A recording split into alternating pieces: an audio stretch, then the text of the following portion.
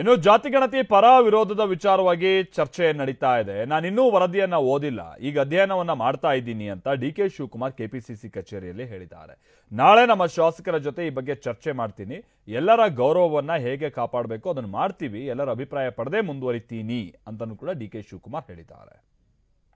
ನಮ್ಮ ಪಕ್ಷ ಇದು ಸೆನ್ಸಸ್ ಅಲ್ಲ, ಏನೇಳಿ, this is not a census,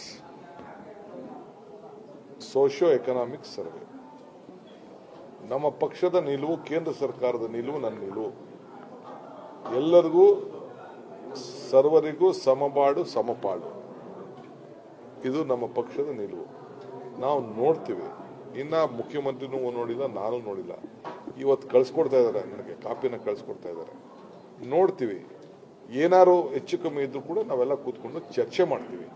ಚರ್ಚೆ ಮಾಡಿ ಎಲ್ಲ ಸರಿ ಮಾಡೋಂಥ ಕೆಲಸ ನಾವು ಮಾಡ್ತೀವಿ.